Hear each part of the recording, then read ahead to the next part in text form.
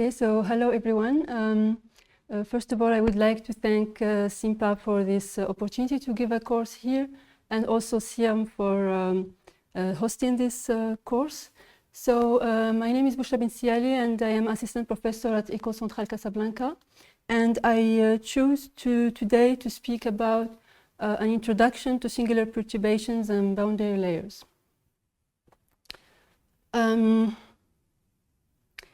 Okay, so just I wanted to say that it's my first course in English, my first course on this topic, and I'm also not very comfortable at being recorded. And so now we can move on.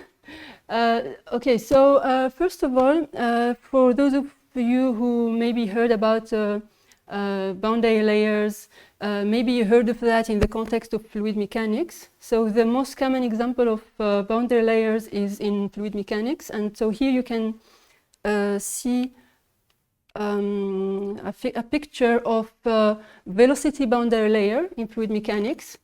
So when a fluid moves past an object, for instance, we observe the formation of a thin boundary layer where the velocity, where there is a variation of the velocity in this layer from 0 to the free stream velocity. And the distance at which the velocity of the boundary layer reaches almost the free stream velocity is called the thickness of the boundary layer. And we will see these terms also in this course. So I just wanted to say that this is a common example of boundary layers, so in fluid mechanics. But boundary layers occur in general, it's a general phenomenon which occurs in partial differential equations with a small parameter. So here it's the viscosity of the fluid.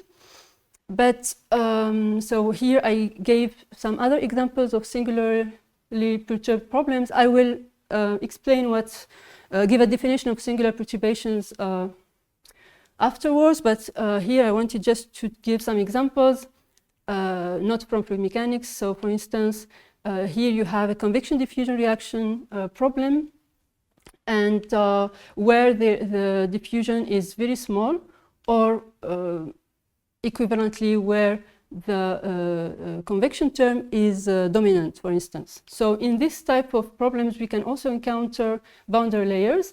Another example from elasticity is the problem of a thin beam, where here U is the displacement of the beam, for instance. And if we have fixed endpoints, this translates in these boundary conditions on the boundary. Okay. So here I just gave the overview of the lectures we will have this week. So for today, I will give definition of singular perturbations, examples, and explain the main concepts. Then for the lecture of tomorrow, I will continue on the singular perturbations and on the asymptotic expansions, for instance. And in the two last lectures, I will focus on some special case of singular perturbation problems which come from some numerical methods to impose boundary conditions. So we will see that in these methods, we are adding some forcing term in the equation, and this ends to be a singular perturbed problem. So in the two last lectures, we will see how we can use what we will see in the first two lectures in this particular problem to prove convergence, etc. Okay, so let's start. So I have some slides here, but I will also sometimes use the blackboard. So here we define what are singular perturbations. So we consider that we have a family of problems of partial differential equations with a small parameter. So epsilon will be a small parameter in the equation. And formally, we are interested in what happens when epsilon goes to 0. And so formally, when epsilon goes to 0, we just replace here epsilon by 0. We get another problem, the limit problem.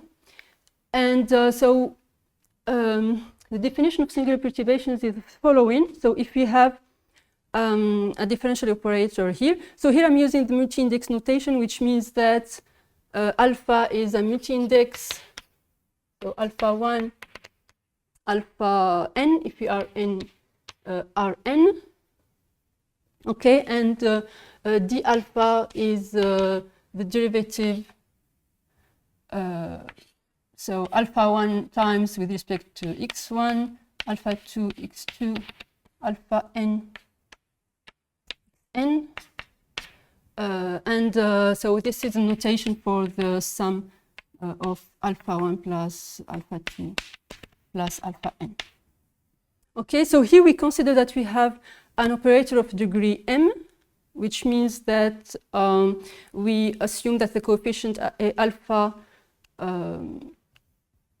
is different from 0 for some given multi-index alpha. So it's like it's the degree of the highest derivative in the operator. And if we have an operator with a small parameter, we compare the degree of the operator p epsilon and the degree of the limit operator p0. So if the degree of p0 is less than the degree of p epsilon, we talk about singular perturbation problems. And if it is equal to the degree of p epsilon, we talk about regular perturbation problems. So to give you examples, so here I give some examples in one dimension to understand what happens. So if you take this problem, minus u epsilon double prime plus u epsilon plus, sorry, epsilon u epsilon equal f on 0, 1 with boundary conditions. So for instance, directly boundary conditions. So to see if this problem is a regular perturbation problem or a singular perturbation one, we're gonna compare the degree of, this is the operator p epsilon. So the degree of p epsilon is 2, so it's the degree, it's the highest derivative in the equation. And if we formally just let epsilon go to 0, the degree of p0 is, so if you replace epsilon by 0, you still have a second derivative in the operator, and the degree, so is 2. The degree of p0 is equal to the degree of p epsilon, and so this is a regular perturbation problem.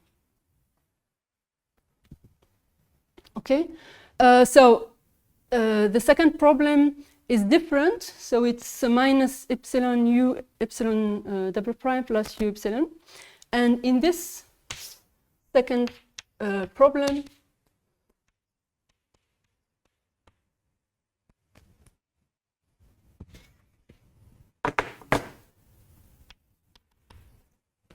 so with the same boundary conditions. So for the moment, I don't talk about boundary conditions. So again, we compare the degree of p epsilon for epsilon different from 0.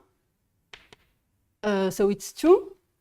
But the degree of p0 here is, if you take epsilon equal to 0 in the equation, then you end up with an operator of, there is no derivatives here, so the degree is 0 in this case. So because the degree of p0 is strictly smaller than degree of p epsilon, so in the definition here, this means that this is a singular perturbation problem. Okay, so this is a second example. The third example is again, so another example. So this is a reaction-diffusion equation, and this is a convection-diffusion equation. Here again, if you compare the degree of p epsilon and p0, you will see that it's a singular perturbed problem. So the objective of the course of today is to study this singular perturbed problem, and so we are going to see that the behavior of the solution is different for singular perturbed problems from regular perturbed problems, and to see that here, for instance, here what I plot is the solution for instance, for f equal 1. In red, for different values of epsilon. So in red, it's epsilon equal 1.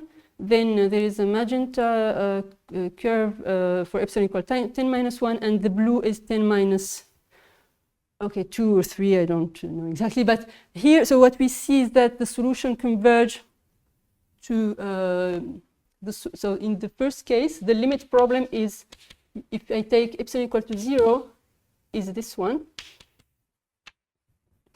with directly boundary conditions.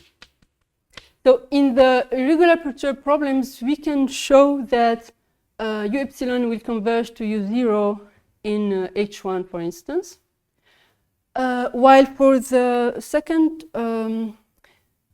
example, here you see the plot again for epsilon equal 1, 10 minus 1, 10 minus 2, for instance. And formally, if we take epsilon equal to 0 in the equation, you end up with the limit problem u0 equal f. And because the degree of this operator is not 2, here you don't need boundary conditions for the limit problems. But if you fix epsilon, you need to satisfy the boundary condition. So that's why we see this behavior here. So the blue curve here, if we decrease epsilon, it will approach 1 inside the domain. But because u epsilon has to satisfy the boundary conditions, what we observe is this region near the boundary where there is a sharp variation of the solution, and so this is what we call a boundary layer. So this is when we decrease epsilon, this will become thinner and thinner, and this is the boundary layer. And we have the same thing for the third example. So the third example, if we take epsilon equal to 0, you will end up with u0 prime equal f. Okay, I didn't write it here, but just the third example, for epsilon equal to 0, the limit problem will be u0 prime equal f. And this is a first order differential equation. So to solve it, you need to impose the boundary condition on just one of the boundaries, 0 or 1. And we will see later which one will be imposed here. So what we see here is that at u equal 1, the solution is 0, but there will be a boundary layer near the boundary 0. Okay, so today I am going to present in detail these two examples of singular perturbation problems. So the first one is reaction diffusion, and the second is advection diffusion equation. So we start with the reaction diffusion equation, which means I'm taking this problem here. And we are going to write the formula, variational formulation.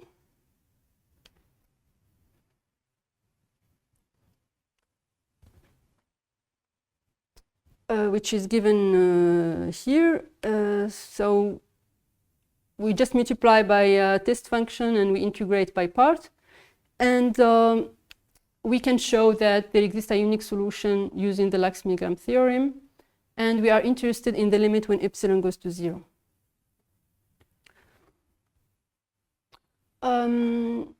So maybe I will go give just here, I will give some reminders. So the spaces we are going to work with, so H1 is a space of functions in L2 such that if we are in dimension 1, f prime is also in L2. And H1, 0 are the functions in H1 such that the trace is, so the value on the boundary is 0. So I assume that you all know the Lax-Milgram theorem.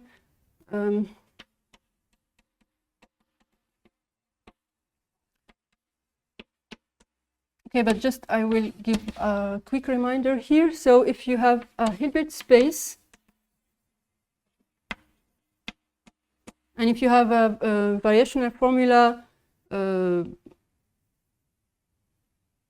variational formulation of a partial differential equation such that, so we want to find u in H such that for all v in H, AUV equal BV. So then if A is a bilinear form that is continuous and coercive,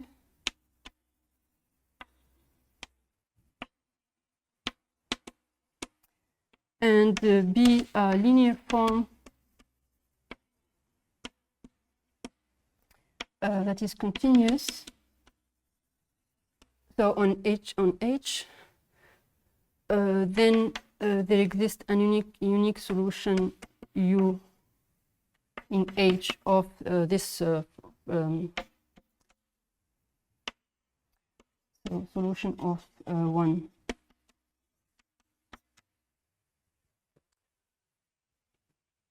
Okay, so this is a classical model problem. We can show using Lax-Milgram that there is existence and uniqueness of the solution. And what we are interested in is the behavior when epsilon goes to 0.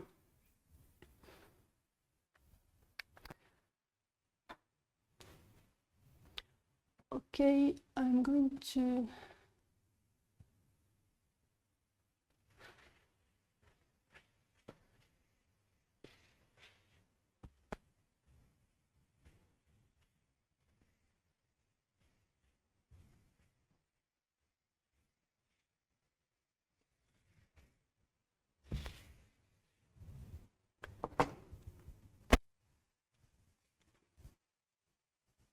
Okay, so just the problem we are interested in is the reaction diffusion.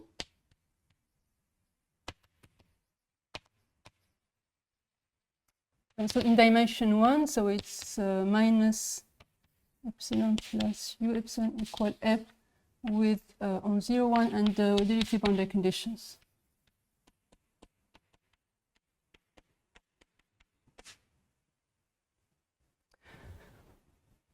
So the variational formulation, I had it before, so it's just epsilon, u epsilon prime, v prime,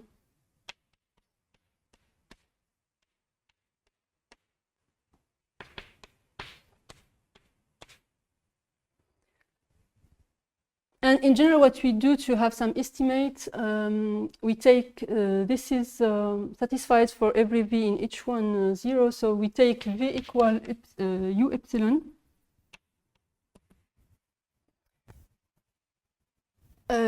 And this will give, if I write the integrals as norms in L2, for instance, so we get u epsilon prime square in L2 plus u epsilon L2 square equal the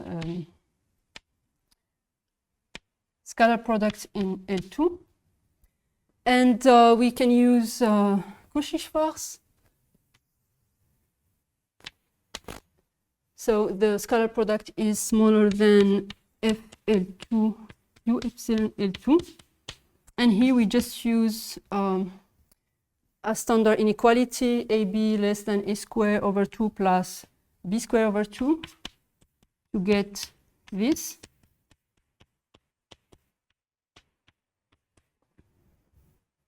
Okay, so this is what you have on the slides. And then what we do is that we absorb this norm here on the left. So if I write it, it's just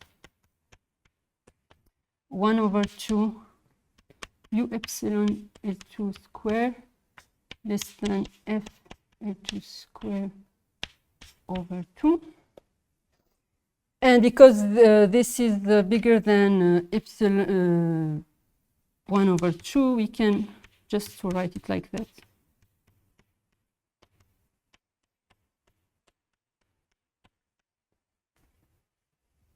Okay, so we end up with this inequality here. And so this means that u epsilon is bounded in L2 independently of epsilon, and square of epsilon times u epsilon prime is also bounded. And here we use the fact that if you have a bounded sequence in a Hilbert space, then you can extract a subsequence that converges weakly in this space. So this is what we write here. There is a subsequence such that u epsilon prime converges to u0 in L2. And then we come back here. So we come back to the weak formulation. So we know now that u epsilon prime converges quickly to u0 in L2.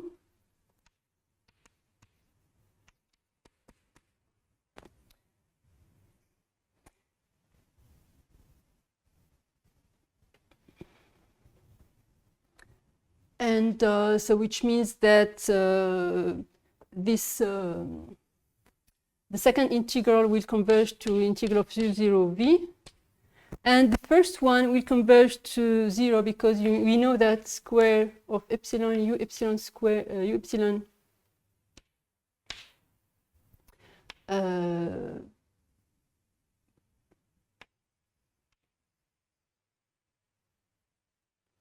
we know that this converges weakly, and because u epsilon prime converges to u0, this converges to 0. Weakly, and this gives here 0 plus this equal fp, and this is satisfied for every v in h1, 0. And h1 is dense in all LP for p less than infinity, and so we show by continuity that this inequality will hold in L2, and we end up with u0 equal f in L2. Okay, maybe I will move faster, but we can show that the whole sequence converge. And from that, we can extract the strong convergence in L2. Actually, by writing this equality here, we can show that we have more than the weak convergence in L2. We have a strong convergence in L2. Okay, so for this problem, there is a strong convergence in L2 to u0. But we cannot have a convergence in H1, because if we had a convergence in H1, since u epsilon, there is no convergence. So in general, in H101, so one way to explain that is that so u0, the limit solution is u0 equal f, and u epsilon is in h1 0 of 0, 1.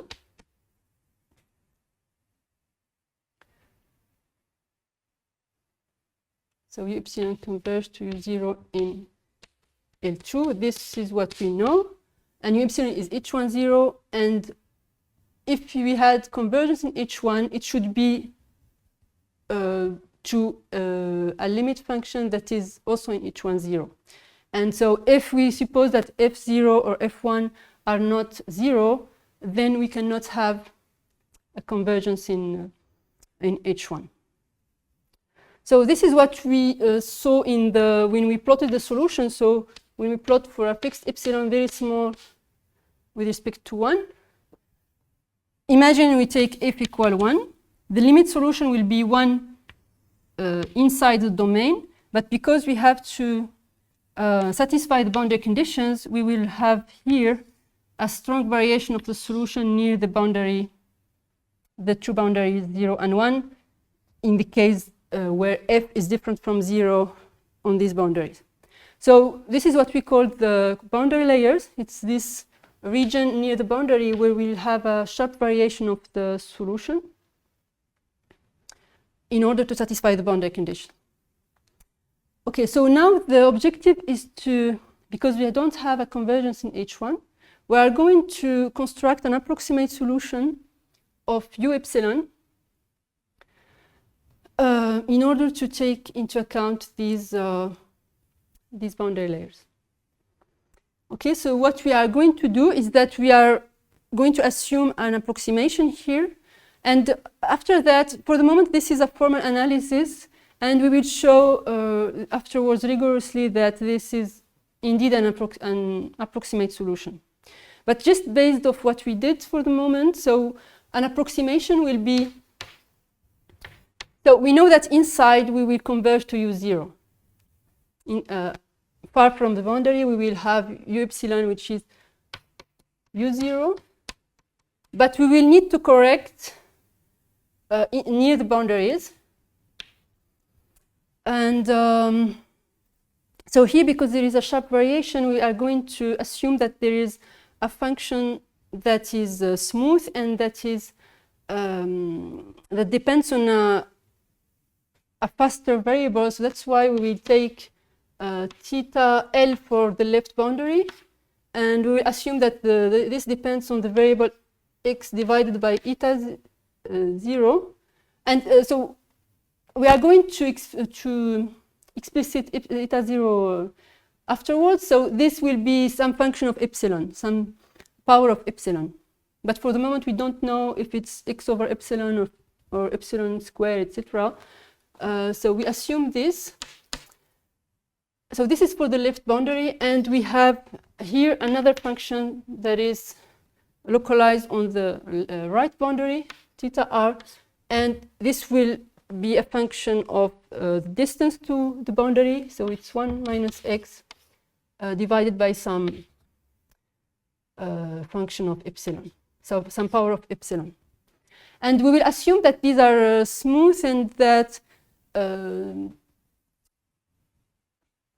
when eta goes to 0, and that these functions are just localized here, so which means that when we are far from the boundary, this tends to 0.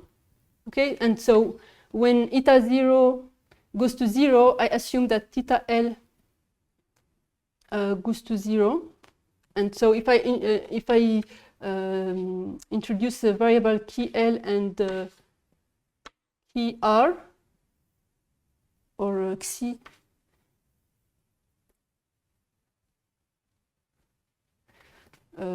xi L and xi R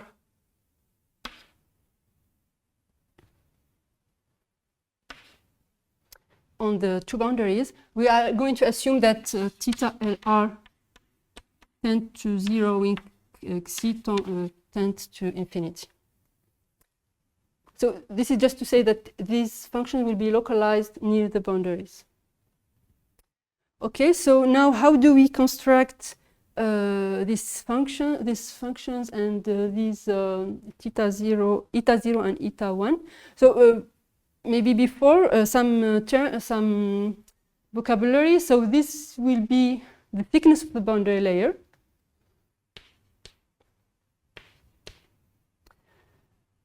And theta L and theta R will be what we call approximate correctors. So these are correctors that we add to the limit solution in order to satisfy the boundary conditions at a given epsilon.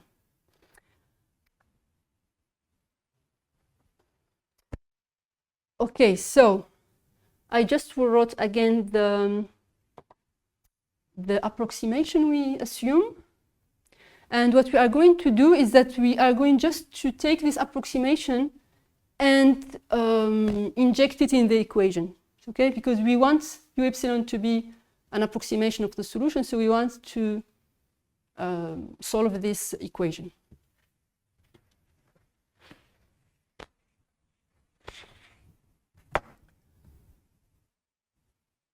Okay, so I take this approximation. I will see what happens near the boundaries, because we know that inside, this is what we already have. We know that U will tend to U0 and L2. So we are going just to look at what happens for the moment on the boundaries. So near 0, because this is localized on the boundary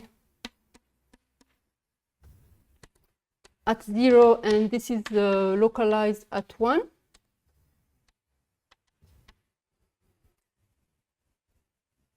Near 0, we are going just to neglect theta r. So if you derive twice u epsilon, okay, we neglect theta r. So it will be u0 prime, u0 double prime plus, and I will derive theta l twice, and so we are going to get 1 over eta 0 square theta l double prime x over theta 0. And I will inject that in the equation. So if we now write the equation, we will end up with u0 minus epsilon u0 double prime plus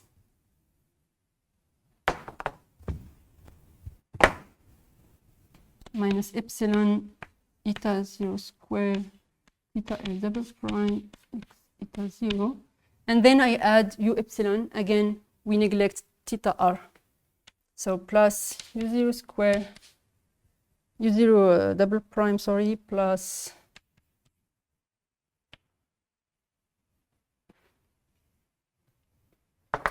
no.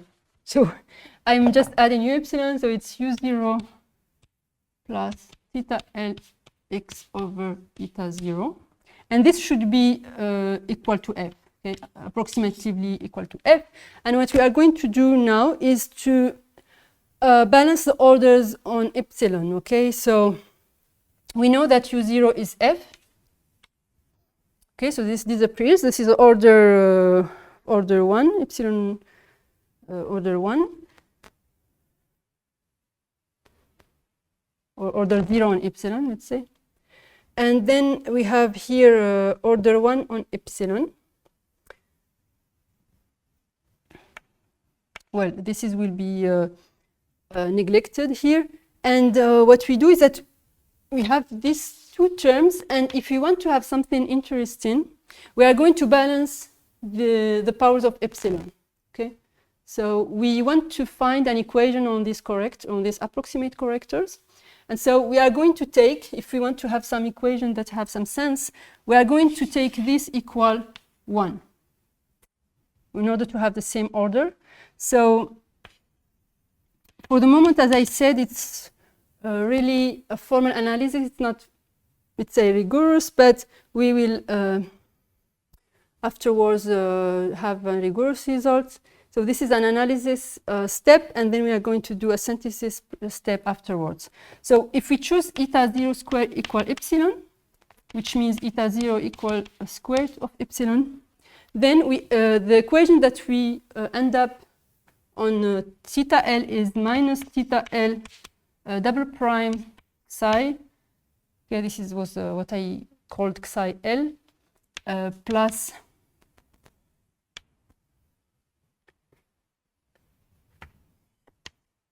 theta L psi L equal to 0.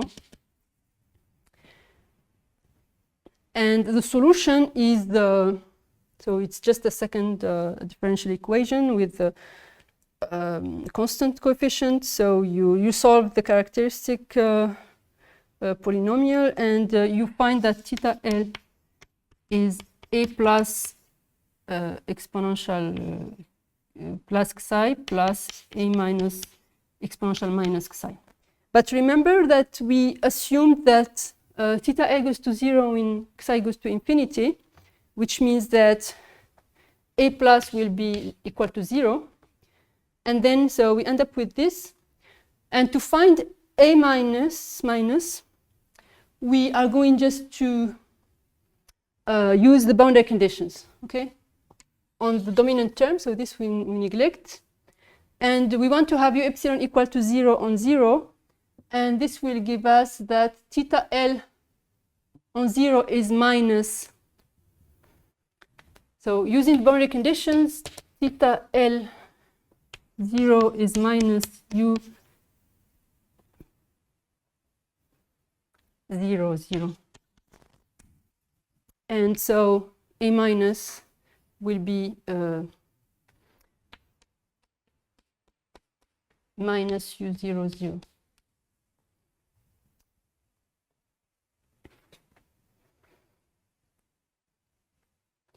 Okay.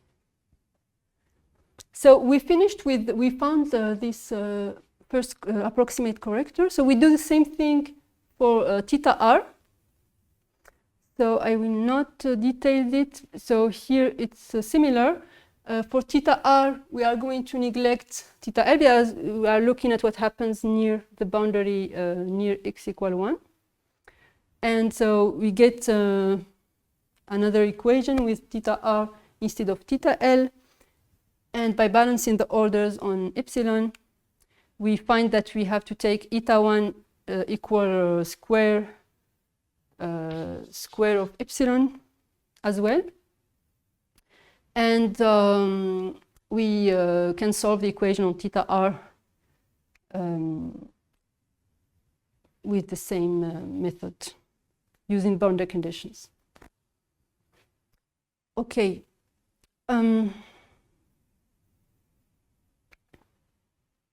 So to sum up what we found for the approximate solution, so ux is approximately u0 plus theta r, theta l x over square root of epsilon plus theta r a minus x over square root of epsilon. So the boundary layers in this case will be, this is of order square root of epsilon, and we found also that this is of order square root of epsilon. So this will change depending on the problems we consider. For instance, for the convection-diffusion equation that we will study afterwards, we will find epsilon for the thickness of the boundary layer. And these are called approximate correctors. So why we are talking about approximate correctors? Because if you write, like if you look at u epsilon at 0, it will not be exactly 0 because, okay, in the calculation we neglected this.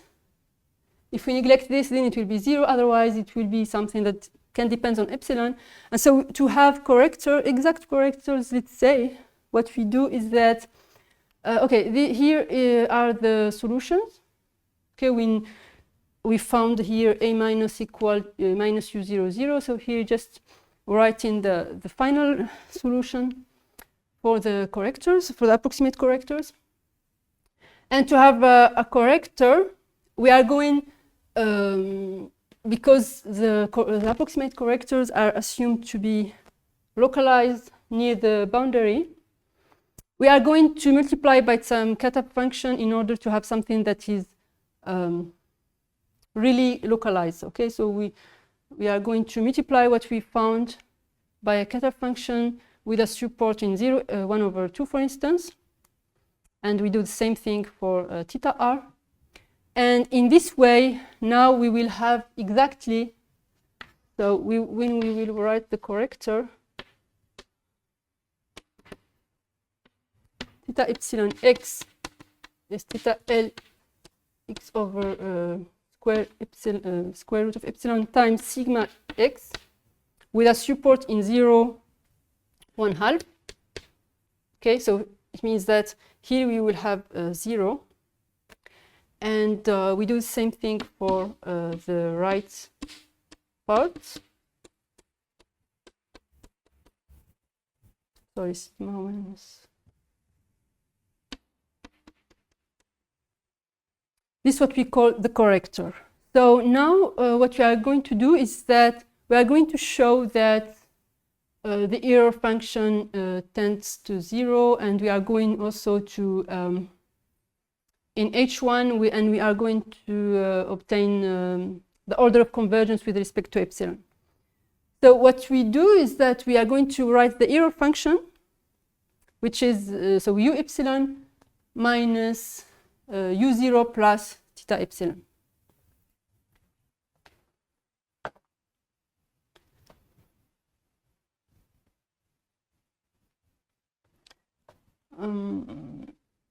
Okay, I can erase this part.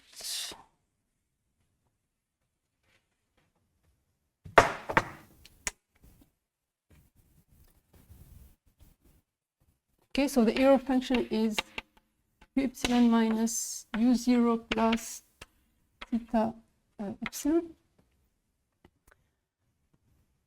So the objective is to obtain an estimate in the H1 norm of this error.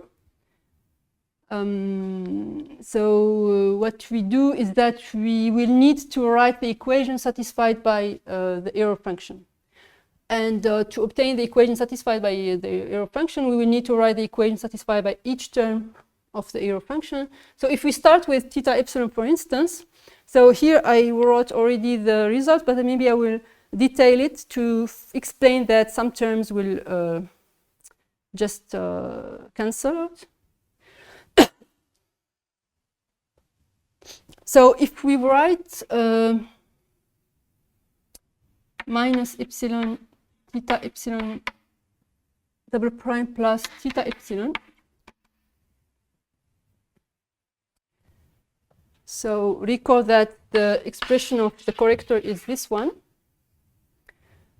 So we will need to derive twice the corrector. Okay.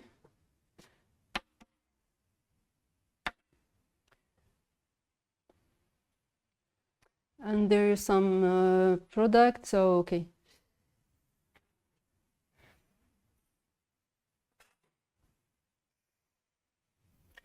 So if we derive twice theta L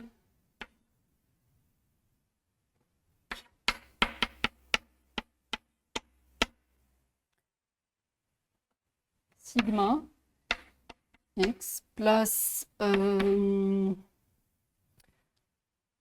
so plus we derive just one time sigma and theta L, so we will have this.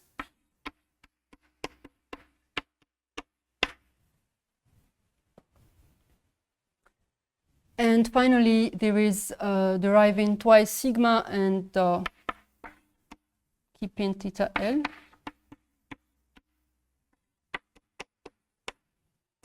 And we will have the same with some maybe minus for theta r. So for theta r, again, if we derive twice, we will end up with this.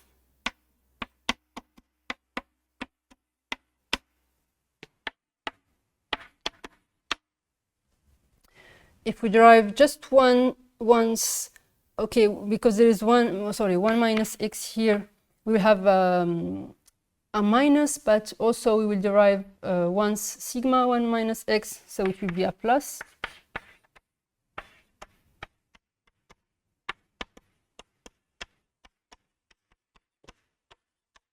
And finally, we derive twice sigma 1 minus x, and we get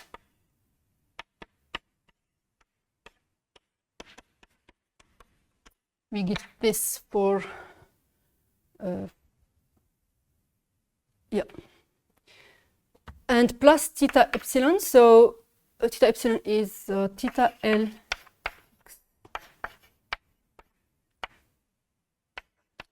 sigma x plus theta r sigma 1 minus x. And here we will see that thanks to the equation satisfied by theta L, there are terms that will cancel out. So remember that the equation that we have on theta L, for instance, was minus theta L double prime plus theta L equals 0.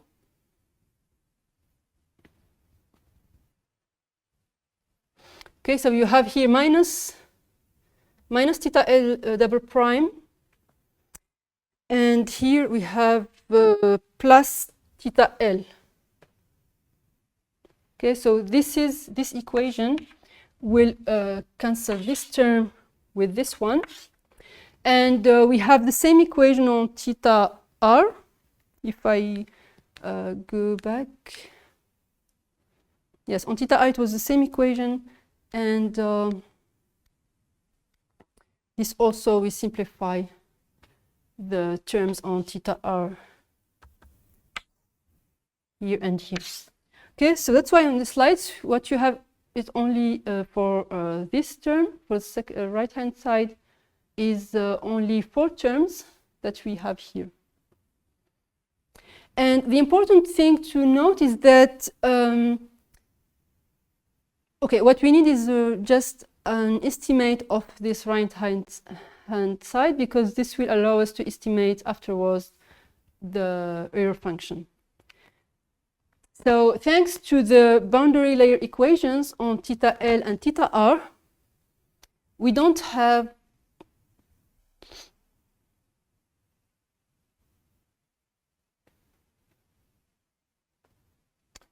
sigma. Can give me one.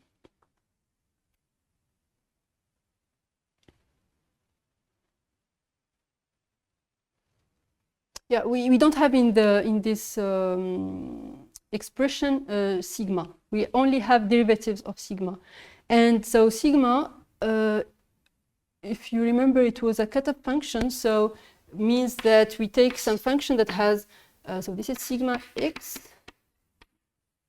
So the support of sigma was 1/2, and also we impose that sigma is 1 near the boundary, near 0. So it's 1 on 0, 1, 4.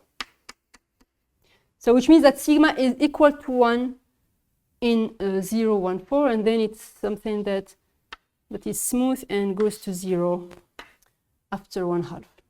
Okay, so the important thing to note is that it's equal to 1 in a neighborhood of the boundary, and so this allows us to so sigma, it means that the derivatives will be 0 near the boundary. And thanks to the equation satisfied by theta L,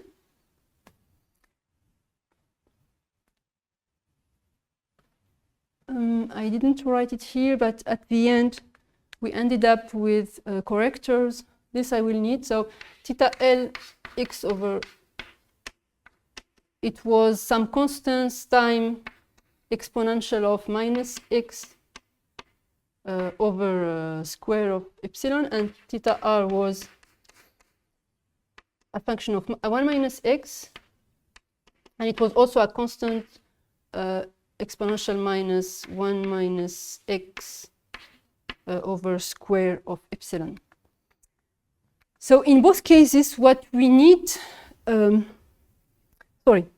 so these terms are 0 near the boundary, okay? And then theta L, it's something that is, it's an exponential function of x over square of epsilon. And if we derive it, it will still be an exponential. You will have some power of epsilon times exponential. And so what we need is just to estimate this exponential, but far from the boundary. So if we assume that we are at a distance bigger than delta, I will just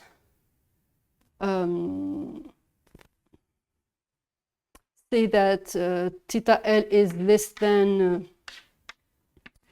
E minus delta over square of epsilon. And so we need just, and when we derive, we can have here some power of epsilon. But the important thing to note is that these terms, E exponential minus delta over square of epsilon divided by epsilon goes to 0 if delta is bigger than 0. So, which means that all these terms will be exponential. So R epsilon will be an exponentially small term, and this will allow to estimate the L2 norm by any given power of epsilon. So it's an exponentially small term. So which means that it decreases smaller than any power of epsilon.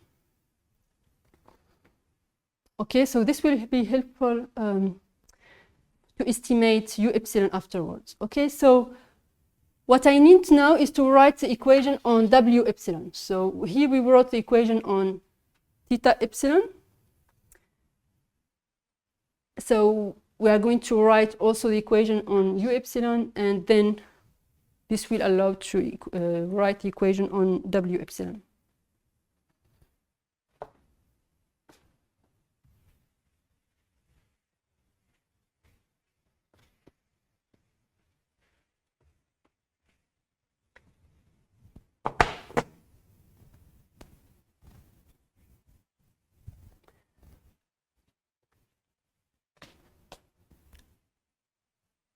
So, okay, we have the equation on theta epsilon. It's this equal our right-hand side. What we need is only an estimate of r epsilon. We know that u epsilon is solution of minus u epsilon plus minus epsilon u epsilon double prime plus u epsilon equal f.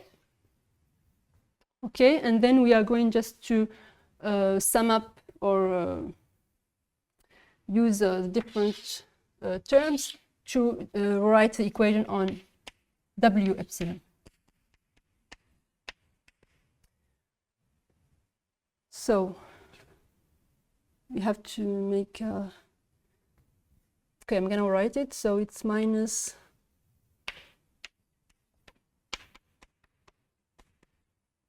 u epsilon plus epsilon u0 squared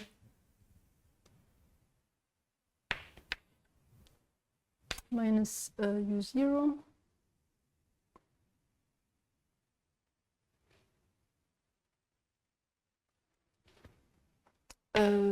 plus epsilon theta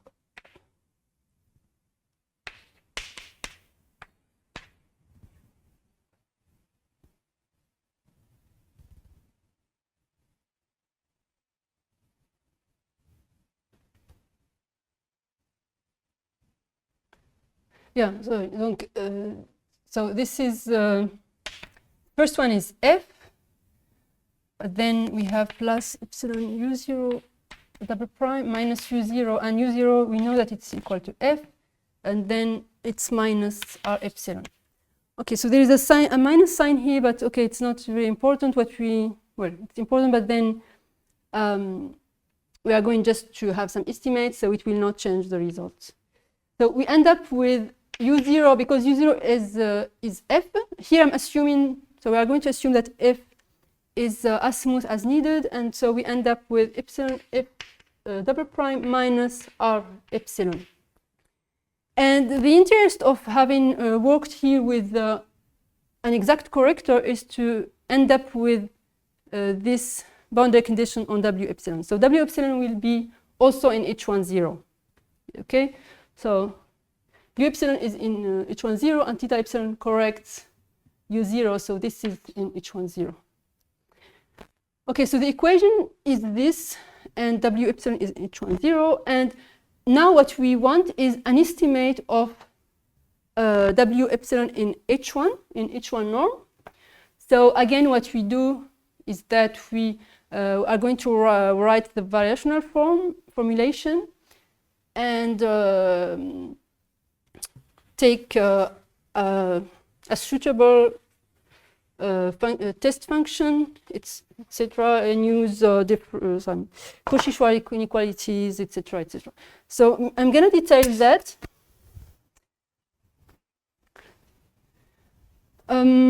Okay, so we have this, and we are going to write the variational formulation, which means that we are going to multiply by v and integrate by part, and here to find an estimate we are going to multiply by w epsilon. Okay, so if we multiply by w epsilon and integrate by part, we get this. I'm gonna maybe just detail for this example. So we multiply and integrate over 0, 1. So we will end up with this,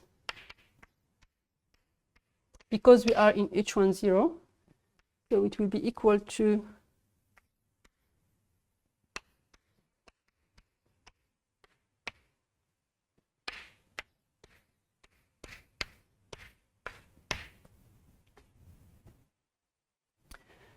And so this is the norm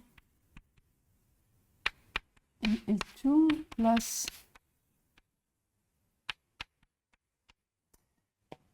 and here we use Cauchy-Schwarz again, so it's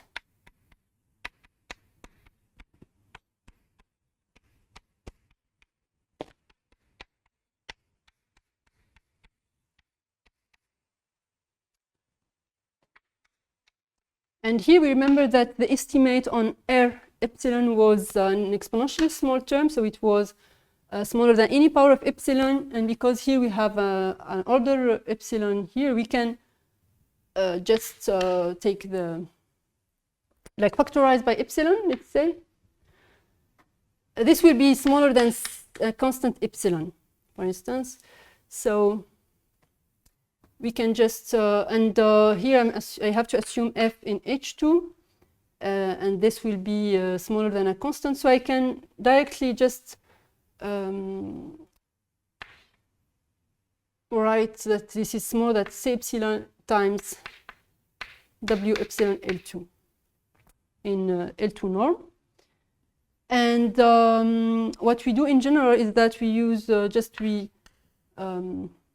we use the same inequality as we used before, the simplest form of the Young inequality to show and to separate this and try to have some term involving this square in order to absorb this term in the left with this norm here. So we end up with this.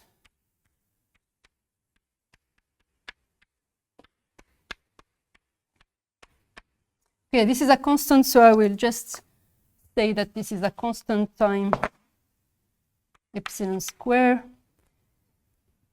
And epsilon is bigger than epsilon over 2, so we can just write epsilon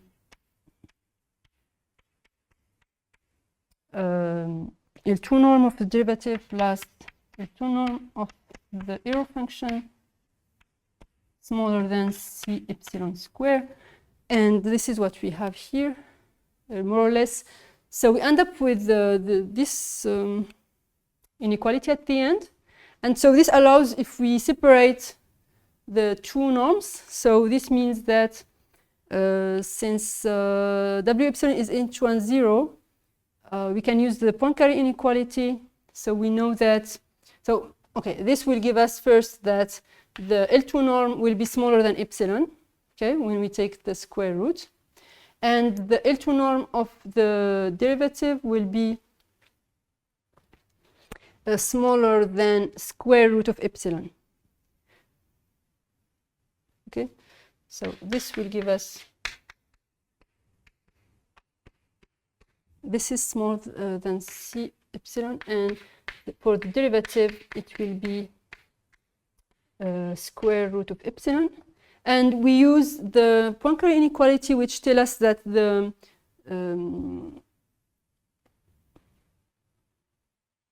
norm of the derivative is controlled by the norm of the solution in L2.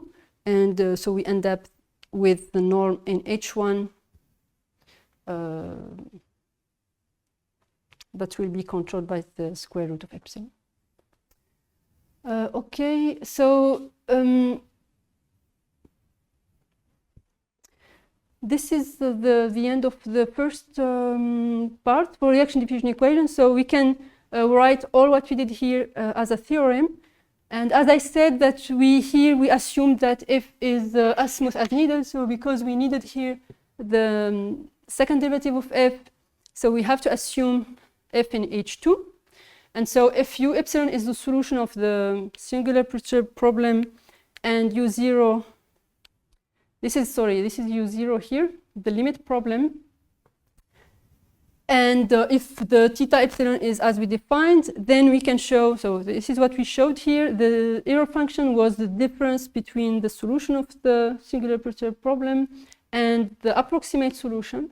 So we showed that this error is controlled by epsilon in L2 norm. So, and in the H1 norm, it's of order square root of epsilon. And we can show that, so here it's using the corrector, okay? The exact corrector, but because we can show that the difference between theta epsilon and between this and just theta Lx over square root of epsilon, we can show that this difference is also as an exponentially small term. So we can show the same theorem also with the approximate correctors. But for what we are going to use afterwards, we are going always to work with the exact corrector, but we can also show the same result with approximate correctors.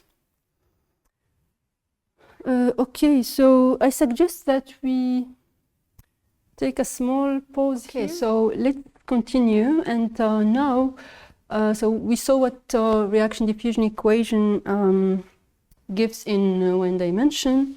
And so we're going to do the same analysis for the second example of singular perturbation problems, which was a convection-diffusion equation.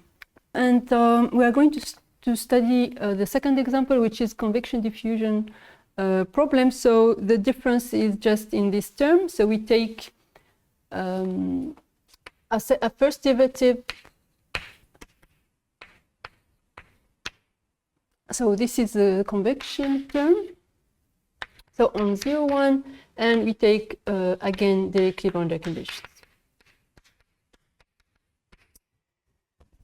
So the variational formulation is here written here. So we multiply by v and integrate by part.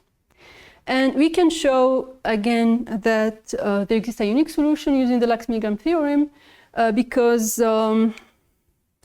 so here just very rapidly the bilinear form is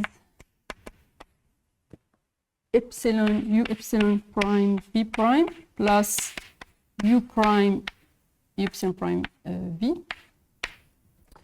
And so this bilinear form will be is continuous, and the coercivity comes from the fact that if you take u, it's epsilon u prime square plus u prime u. And so this term will vanish in this case, because this will give u square over 2 between 0 and 1, and because we have direct boundary condition, this will vanish. And you will end up only with this norm.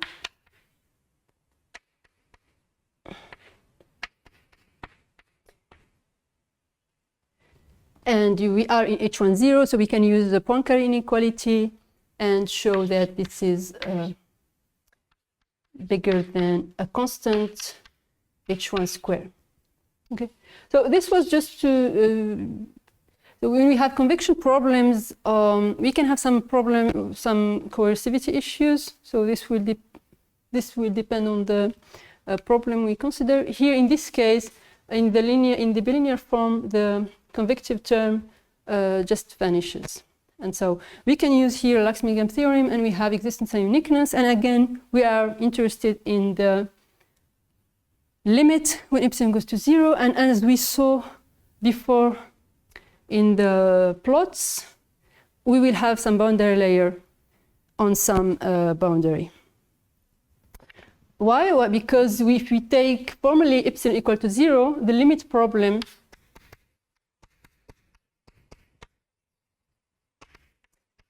when epsilon goes to 0 is minus u0 prime f. So on 0, 1, and it's a singularly perturbed problem because the degree of this operator is 1 and the degree of this operator was 2, and which means that we cannot, in general, of course, satisfy the boundary conditions on 0 and on 1. So this is a first order operator. So which means in general, we can only impose the value of the solution on one boundary. Okay, you cannot on 0, 1. So we cannot satisfy the two boundary conditions, only one. But the question here, so the difference with the reaction equation, diffusion equation, where we had no boundary, so it was U0 equal F. Here we need to impose some boundary condition. And so the question, on which boundary we are going to impose the boundary condition.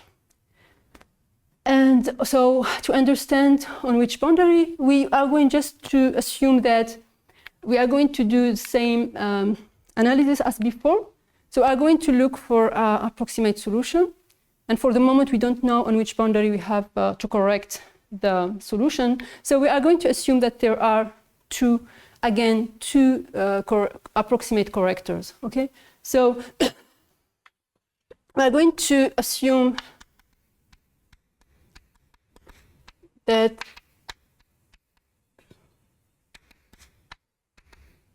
the approximate solution is some U0, is approximately U0, which is a solution for a limit problem, plus a corrector on the left boundary. Again, we don't know for the moment what is the thickness of the boundary layer, so we are going to take eta 0, and the same thing, theta r1 minus x over eta 0. So same approach. We are going to look at what happens near 0 and near 1. So near 0, we are going to neglect the corrector on the right part. And we are going to just replace this in the equation if we want to satisfy the equation. So we are going to derivate twice u epsilon, and this will give this minus epsilon over eta 0 square eta l double prime x eta 0. So what I wrote here is this first term of the equation.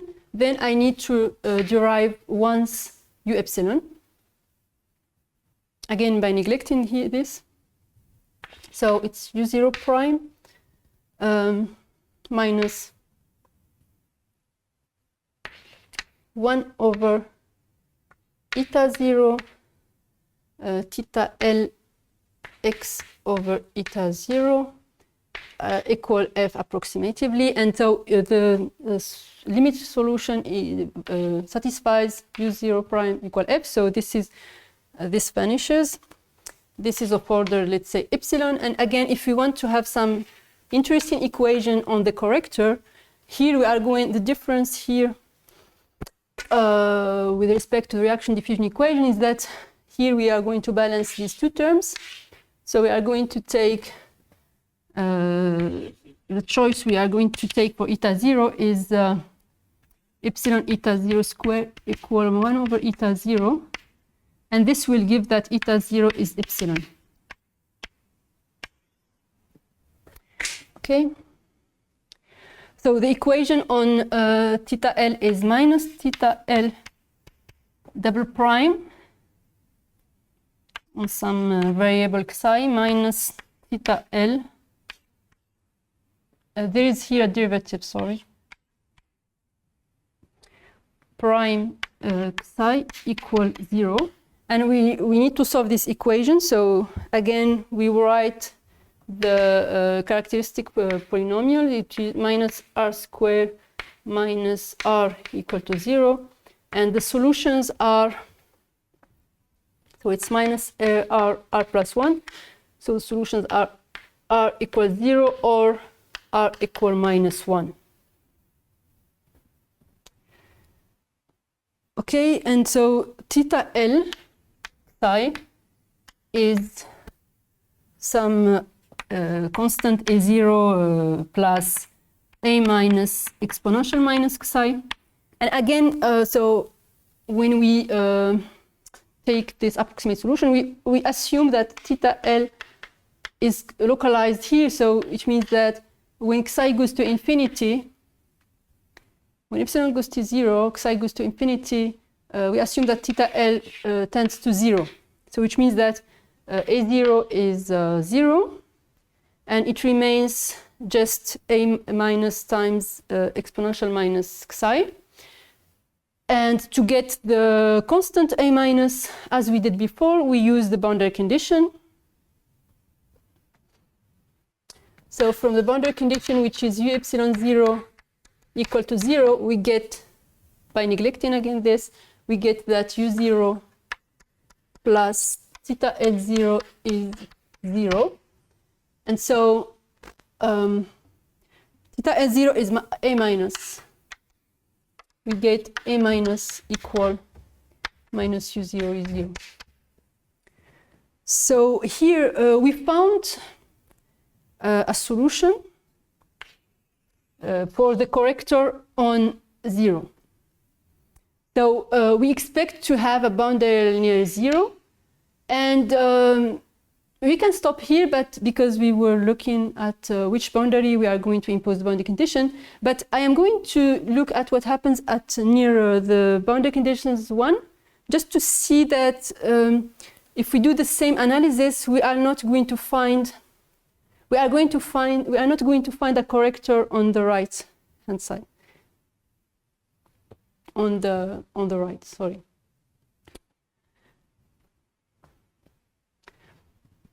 So for the limit solution, we need to impose some boundary conditions.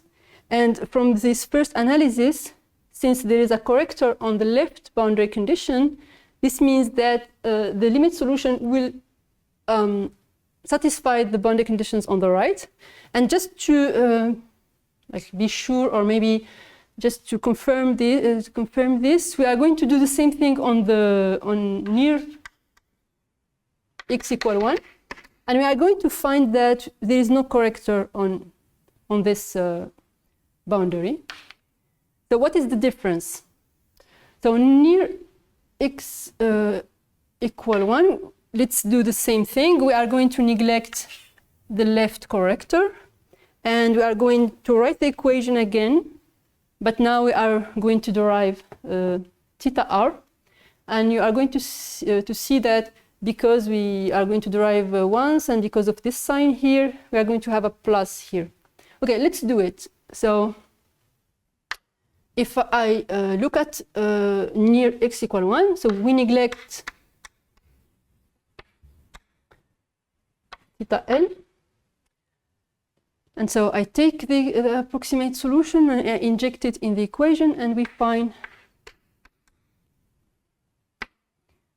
for the second derivative, we'll have a minus sign because we are going to have minus 1 square. And so this is theta 1, another, it can be different from on the right side. Theta 1 square, theta r.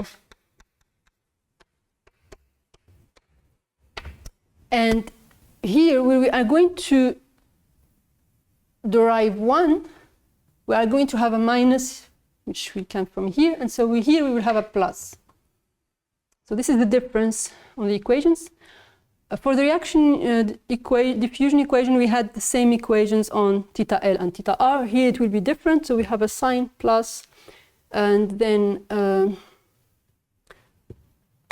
over eta, 1 eta r prime, 1 minus x over eta 1, approximately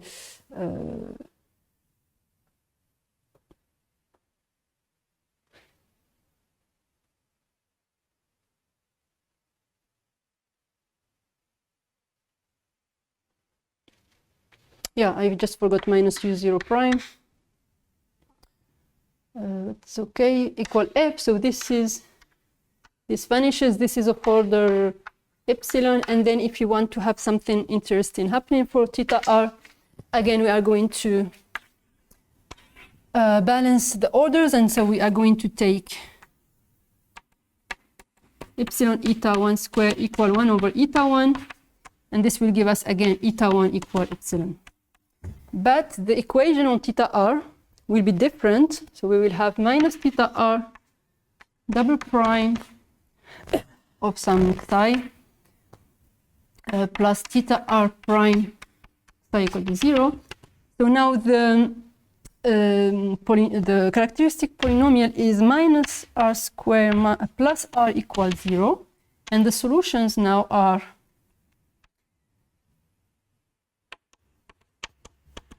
r equal to 0 or r equal 1. Okay, so which means that theta r psi is a0 plus a1 exponential psi. But again, we have the same assumption. Theta r goes to 0 when psi goes to infinity.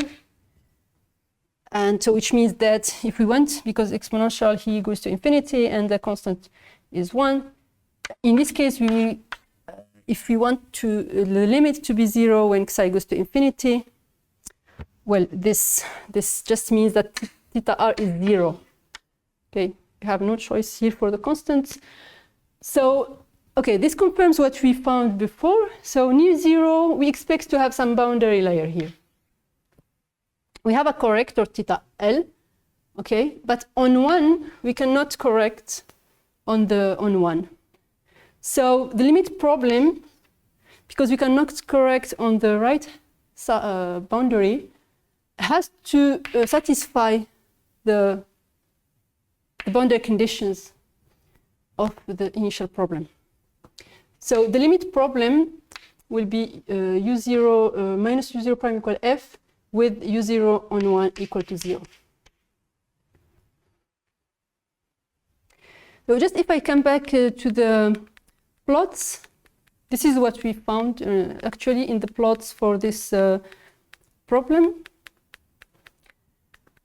Yes, it was here. Yeah, so this is the same problem, and here we plot the solution for different epsilon equal 1, minus 10 minus 1, 10 minus 2, for instance. And you see that the u epsilon, well, the limit problem in blue satisfies the right boundary conditions, but on the right-hand side, in general, there will be a boundary layer in order to so you can solve this. You have an explicit expression as an integral, so of minus f from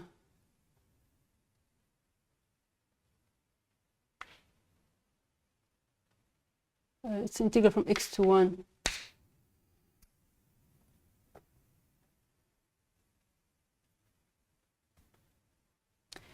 Something like that, okay? So in general, the solution of this problem will not satisfy u0 on 0 equal to 0. And so that's why we need a corrector for this. So another difference with the reaction diffusion equation is the thickness of the boundary layer. Okay, so we find that the thickness of the boundary layer here is epsilon, while for the reaction diffusion equation it was square root of epsilon.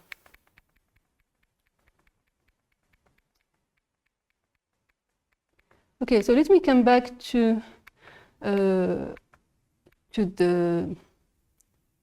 convection diffusion equation. Yeah, so this is what we found doing this analysis. We have a corrector theta L, and we don't have a corrector theta R, which means that there is no boundary at x equal 1. And the limit problem, yeah, is this one. And so now what we are going to do is same analysis as before. We are going to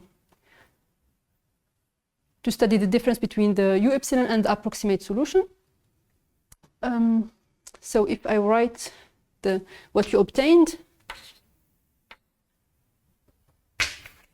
so it's exactly this. Plus, because there is only one theta, I will skip the L exponent, so it's just theta, which is a function of x over epsilon. And the expression of theta is given here, is minus u0, 0 exponential minus psi, which is x over epsilon. So this is the expression of theta.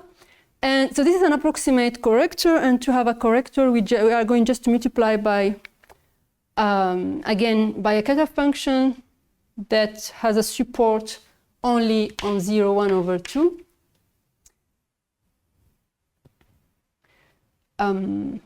Yeah. Okay, so it's the same thing. So the difference is that we only have one corrector, and we localize it by multiplying by a cutoff function, which has a support on 0, 1 over 2. Okay, so again, we want to obtain some convergence, some error estimate of the difference between the approximate solution and this is theta epsilon of x. So we introduce again the error function.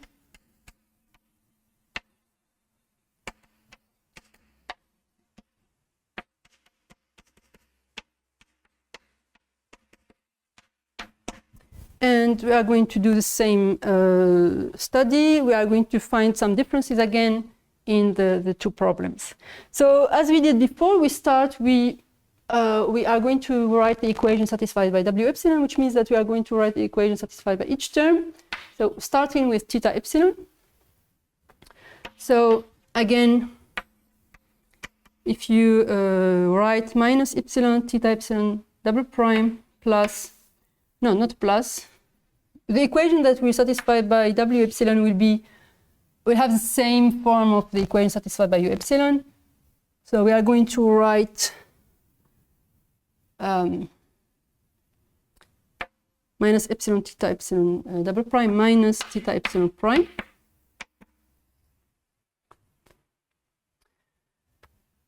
Okay, let's do that. And here we have only one corrector, so this will be easier.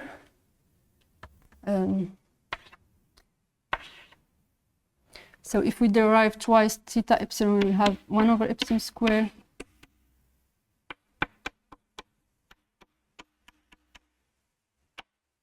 then plus, if we derive only once,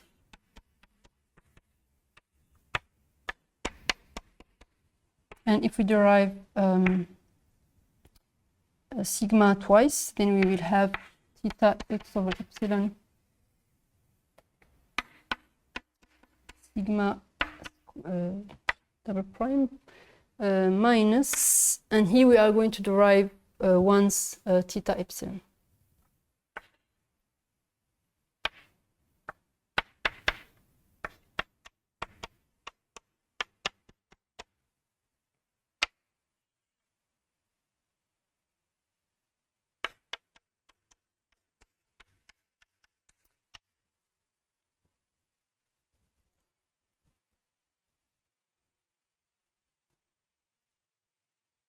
Yes. And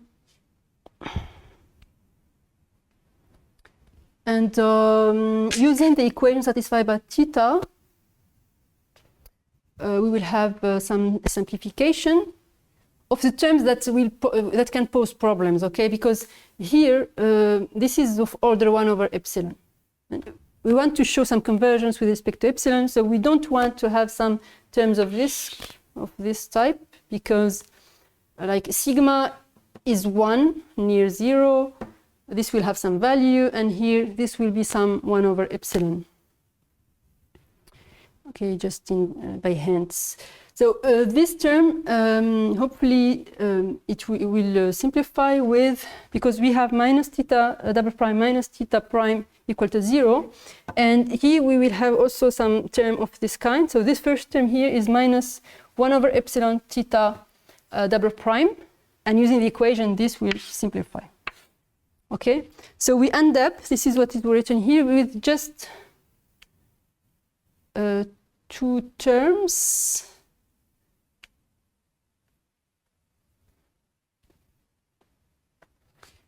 I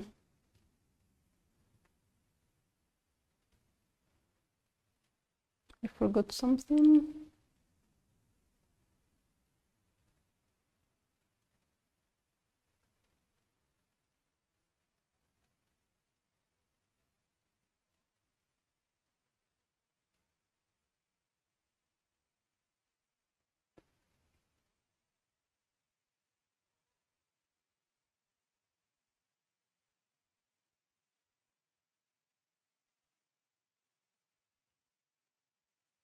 Okay, it's not 2 terms, 3 terms, but this will not pose problem. So we'll have these 3 terms. But again, what's interesting is that near x equal to 0, sigma is a cutoff function again. So near 0, it's equal to 1, and then the support is 0, 1/2, for instance. And the expression of theta is an exponential of x over epsilon. And again, so if we are far from the boundary, we can have this estimate.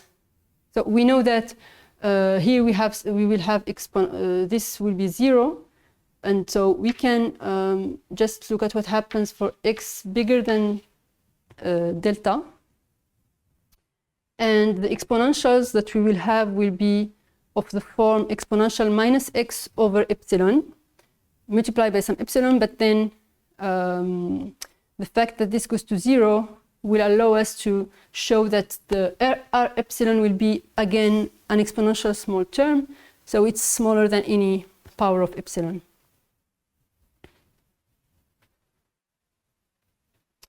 Okay. While if we had, if this term was remaining, this was not good because this sigma is not vanishing. So if we look just at what happens at 0, for theta equal to 0, you will have 1 over epsilon that will be out from here, and you will have 1 over epsilon squared, and this is not convergent. Okay, this is not what we want. We want here to have something that is of order epsilon or more. Okay, so here the result we obtain is the same as for the reaction diffusion equation. So an estimate of the right-hand side is an exponentially small term, so it's smaller than any power of epsilon. And now we move to the equation on W epsilon.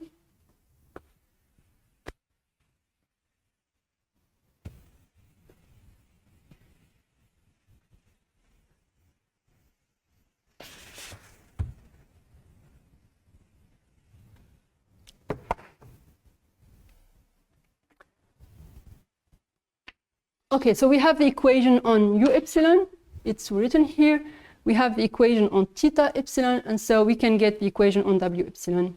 And so we get that minus epsilon W epsilon double prime minus epsilon minus double epsilon W epsilon prime equal minus U epsilon prime plus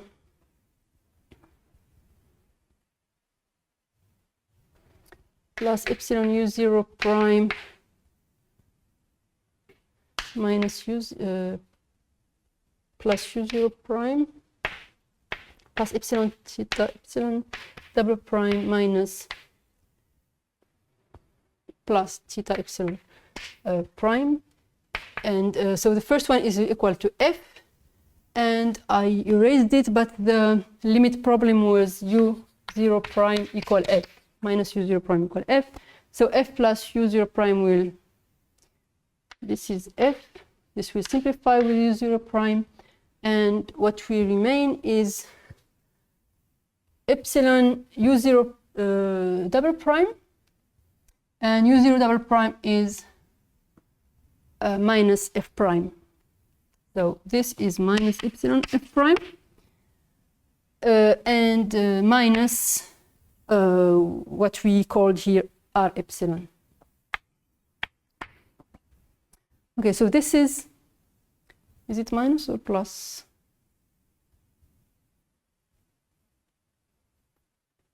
Maybe it's a minus, but that's okay.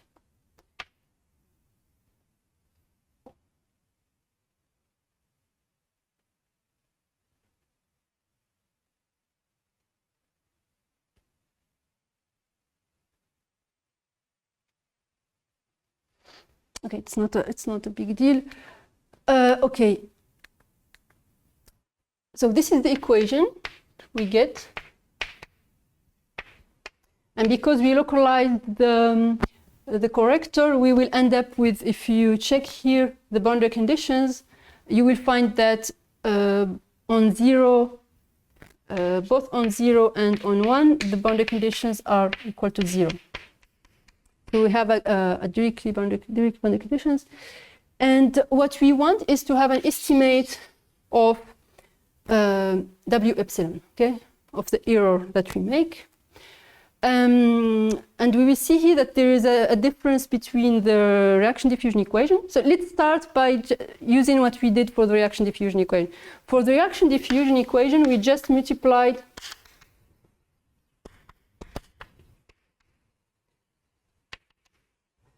by the solution and integrate by parts. So we will try to do the same thing. So if we do the same thing here, okay, let's take this equation and we multiply and integrate by part.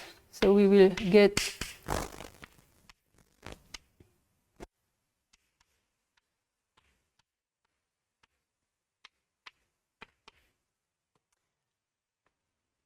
equal some second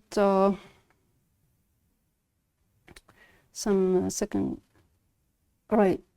Some right hand side. Okay, epsilon f prime w epsilon minus r epsilon w epsilon. Okay, so if we use the same approach we use for the reaction diffusion equation, we get this. But the problem here is that this term will vanish as for u epsilon, because w epsilon is in h1 0. So this is w epsilon squared over 2 between 0 and 1. And so this will vanish. And the problem is that if this vanish, then we end up with this w epsilon prime L2 square equal this, and we can try to use, let's say, Cauchy-Schwarz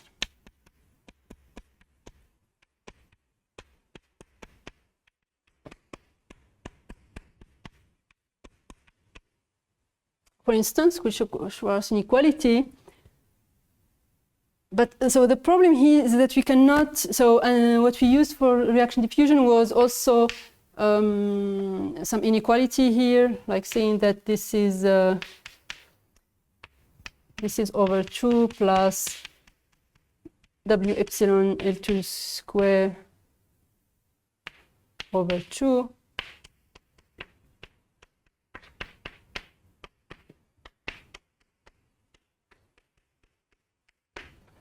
But the problem now is that we cannot absorb this norm, this L2 norm here.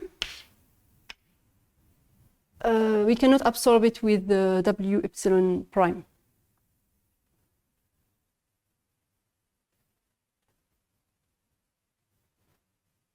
Okay, and if we want to use, for instance, the Poincaré inequality, well, it's not on the good side. Poincaré equality tells you that this is smaller than a constant w epsilon squared. But here we don't have the inequalities in the good sense. So here there is a problem here. We cannot conclude. Okay. For reaction diffusion equation, we had here we didn't have derivative. It was w epsilon squared. So we still had here a norm, an L2 norm, and so we were able to absorb this term here. Okay, so this doesn't work, and so this is another difference between reaction diffusion and convection diffusion equation. And so what we do is that we are not going to. So the variational formulation, it works. We can multiply by any function of h1 0. For reaction diffusion, it worked by multiplying by a solution, but here it didn't work. So what we are going to do is that we are going to multiply by a weighted function. So instead of, so for convection diffusion,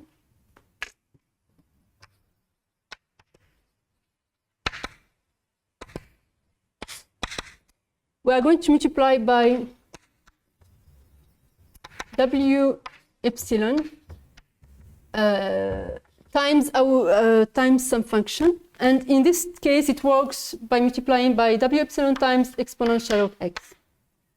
Okay, we will see later in the lectures later that for other problems, we will need to take other weighted functions, for instance, but here it works by multiplying by this exponential. So let's see why this works. So we start again from here. I am going just to multiply by this and integrate by parts. So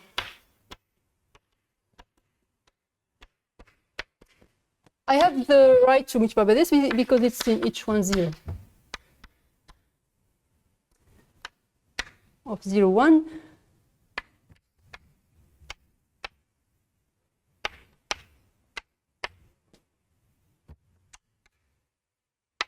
Okay, so we will integrate by part. This is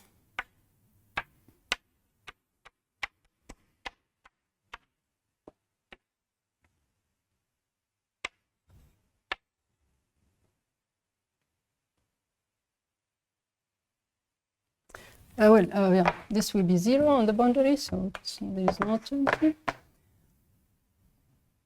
And this, I forgot a W epsilon here.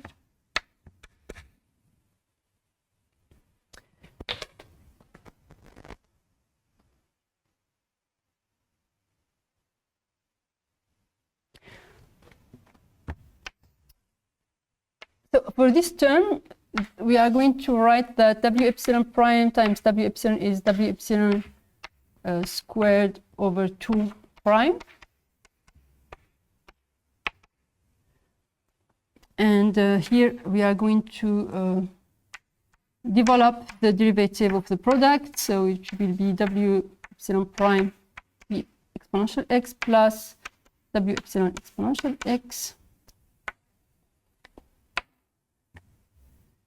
And here we are going to integrate by part. So on the boundary it will be 0, so there will not be no boundary terms, and this will be just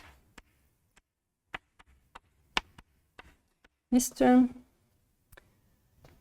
And okay, let's develop again here. So we end up with W epsilon squared exponential x plus this epsilon, W epsilon prime, W epsilon times exponential x. So it's the same integral as this one. So we will treat it the same way, and we will end up at the end. Okay, we'll have a minus sign, so it will be 1 over 2. Okay, 1 minus epsilon over 2. We will get a minus epsilon over 2, same thing. So we can factorize like that.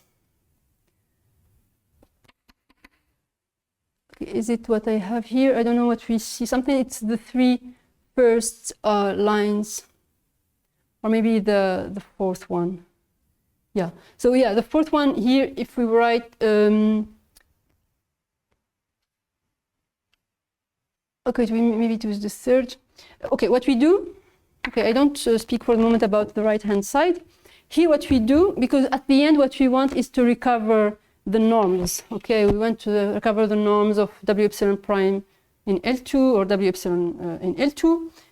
And here we take exponential x, but we know that exponential x is bigger than 1 on 0, 1. So, and here epsilon is very small with respect to 1. We are interested in what happens when epsilon goes to 0. So this will be, everything here is positive, and so we can, all this is bigger.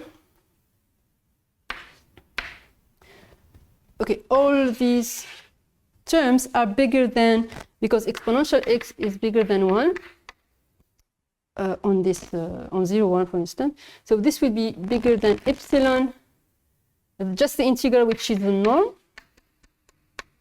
squared, plus 1 minus epsilon over 2. And the integral of epsilon, W epsilon squared is the L2 norm squared. Okay, so this is bigger than this. And for the right-hand side, I come back to what we had here. But well, to simplify, we know that this is smaller than any power of epsilon. So we can factorize all this. F prime is a constant with respect to epsilon, so all this is smaller than C epsilon W epsilon L2 square. So for this right-hand side, it's this term. And we are going to use some just Young inequality. We can we want to observe this. So it's C epsilon.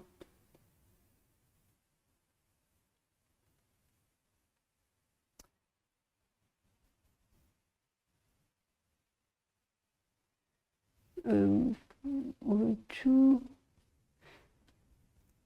If we just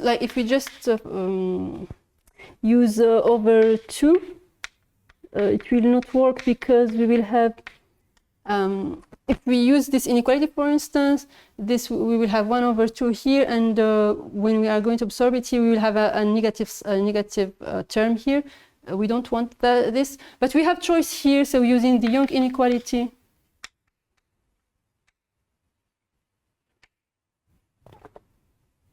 I can write that this is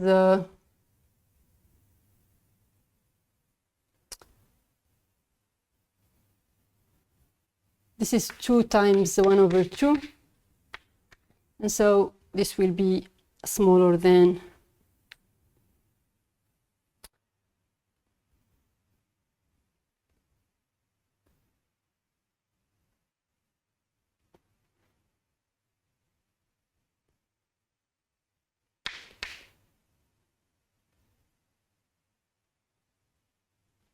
sorry, square 2, something like that. Anyway, so you use a unique inequality with a good weighting.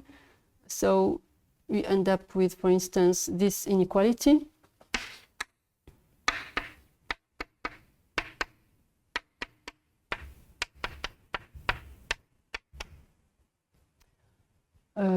For instance, this. And so now when we take this term and we put it on the left-hand side, we end up with epsilon W prime L2 square plus 1 over 1 minus 2 epsilon.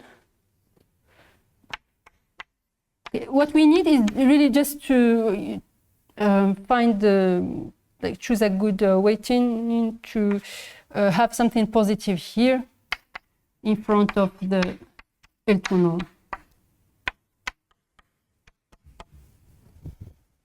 Okay, so this is what we have on the slides. At the end, we end up with this, exactly this inequality.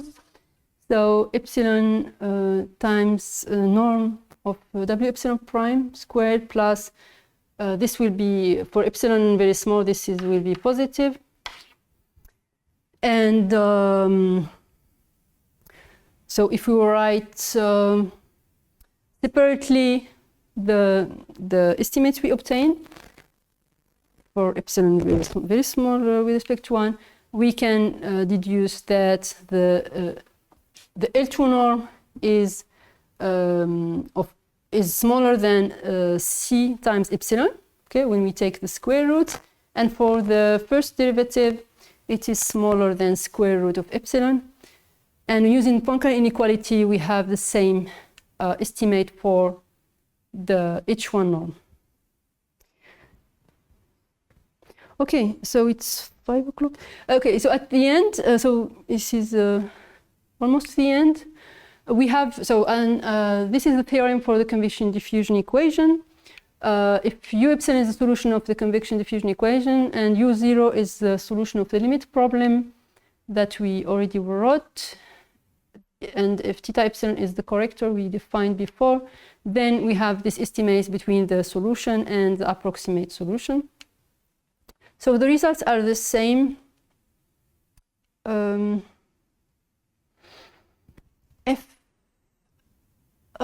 For F, I think we don't need to assume F in H2. We had only F prime here.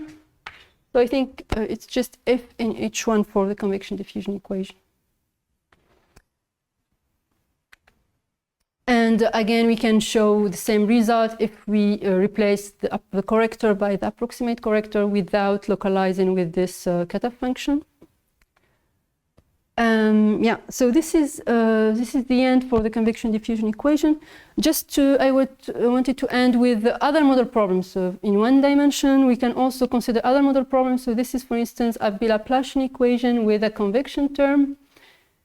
And we can show, so this is the variational formulation. This time we are going to work in H20 because we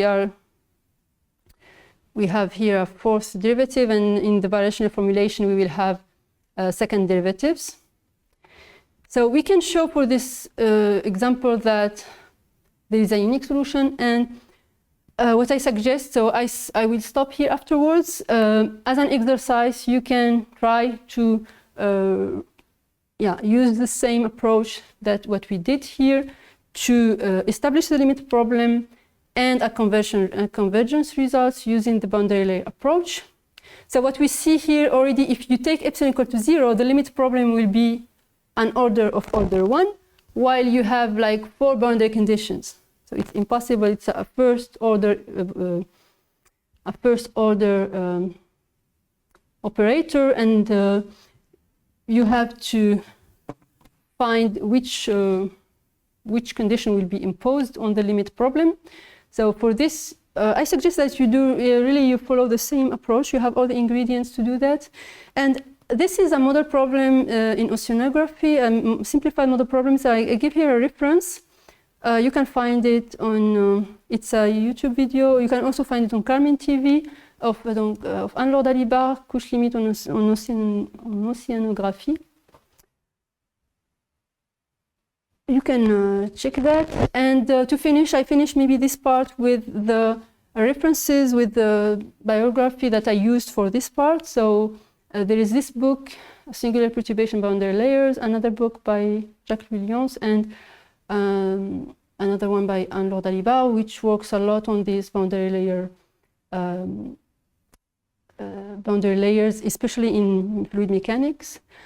And maybe as a last disclaimer, so if you find any similarities with, especially the first book, it's not a coincidence. I really used the first book for this first part of my lecture. With that, so I thank you for your attention, and see you next time. Thank you.